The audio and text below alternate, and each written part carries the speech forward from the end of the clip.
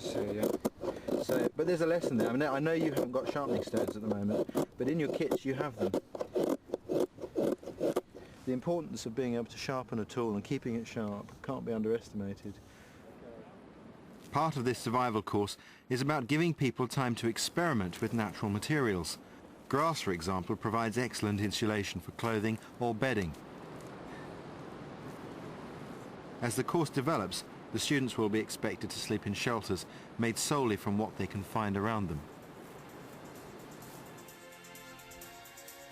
Okay, this is the shelter that you're going to be using for the next phase of the course. It's the thermal A-frame, and it's a standard shelter that we'd recommend for almost all environments, other than probably places where you can't get wood, or even in the jungle where you don't want to be sleeping on the ground. A-frame shelters are basic to construct, but in extreme environments have time and again proved to be lifesavers.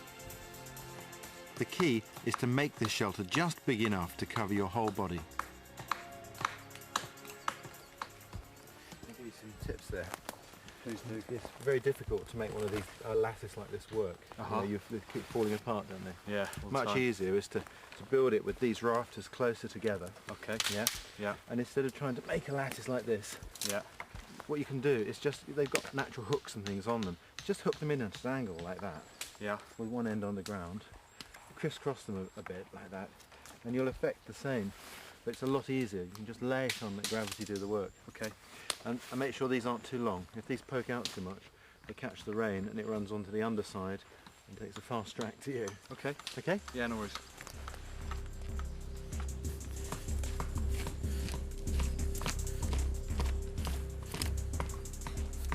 That's what I'm after. So that root, Yeah. we can use that. We have to uncover it very carefully. Use that like wire.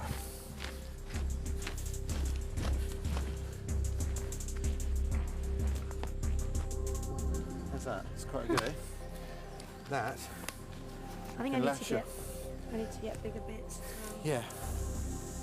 When building this shelter, it's important to stack plenty of layers of branches and moss on the outside to give protection from the wind and rain, packing the centre with loads of bracken or dry grass for insulation. Do you feel you might ever be in a situation where you had to fall back on these skills?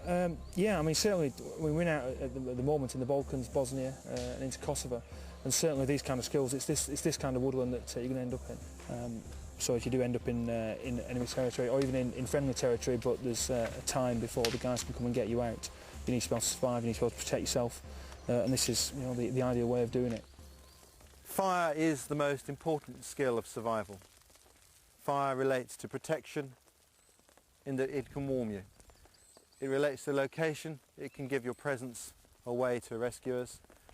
It concerns water and it makes it safe to drink, and it concerns food in that it makes foods edible. It's very important, you mustn't underestimate it. I've devoted my life to learning traditional methods of fire lighting, and in most parts of the world I can get a fire going just with the materials I find in nature.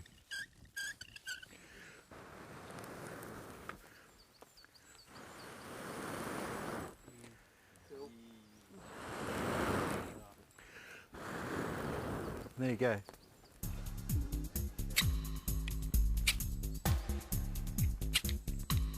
All military personnel carry fire sticks in their survival packs, but actually using them successfully isn't always as easy as it looks. It did work earlier on.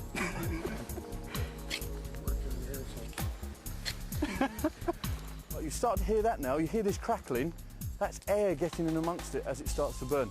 Okay, thanks mate. This instructor is demonstrating the art of making a signal fire to attract passing aircraft. The trick with this fire is to use dry tinder at the bottom and wet leafy material on top. This combination creates vast plumes of white smoke, which will hopefully penetrate the forest canopy and alert passing planes.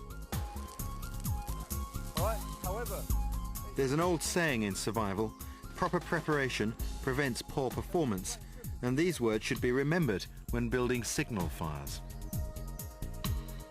In this case, a potential rescue aircraft would have been and gone by the time these students got their fire going. Survival techniques take years to learn, so these RAF personnel can't be expected to learn it all in a matter of weeks. But they're not playing at it. In a real survival situation, they'll need to know how to find food, by both fair means or foul. Try again. On your walkabouts, you may come across a tree where there are obvious signs of squirrels. And you'll know there's squirrels up there because there's chattering noises. You can see them jumping from branch to branch occasionally. Put snares all around the tree. When he's stuck his head in there, he's going to be pulling on it and so on. He won't tend to fall and die in this position.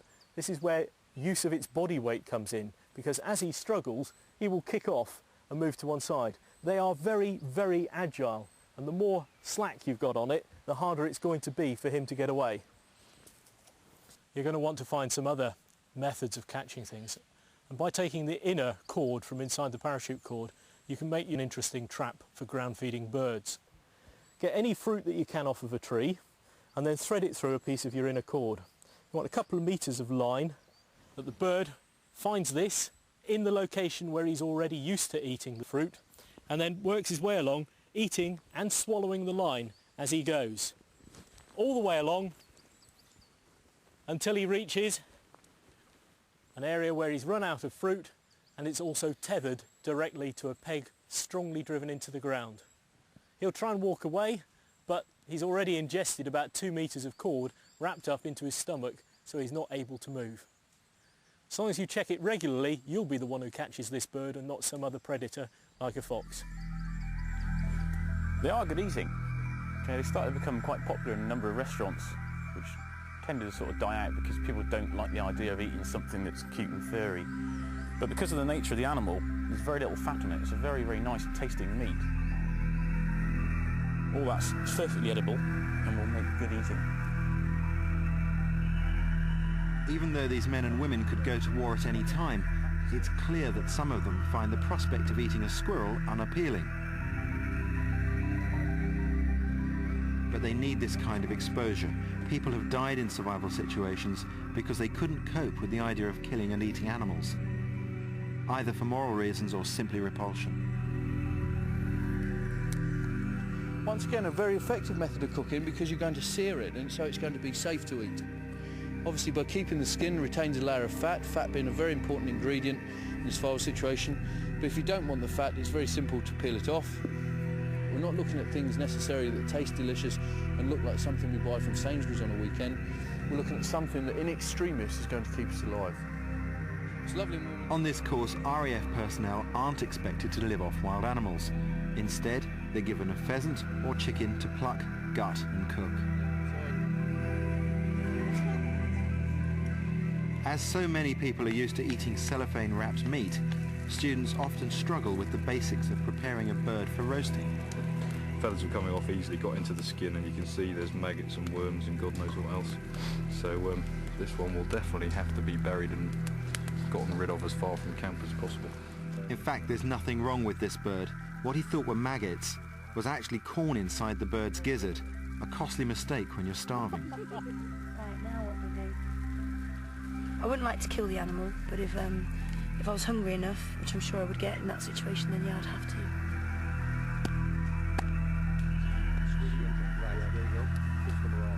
In long-term survival situations, meat becomes very important because in this temperate environment, you simply can't live on plants alone for any length of time. And particularly here with acidic soils and winter on its way, edible plants are almost impossible to find.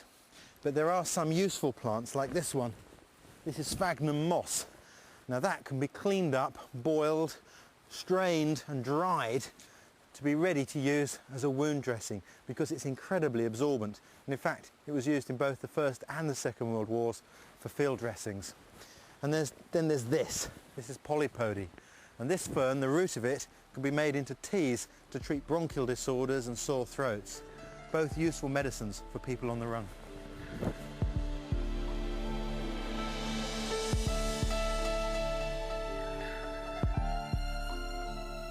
Dartmoor is a very beautiful place to be. I always like coming here. Down there in that wood, that's where the students are in camp. At the moment, nice cosy experience, warm fires, shelters. That's all going to end tonight because then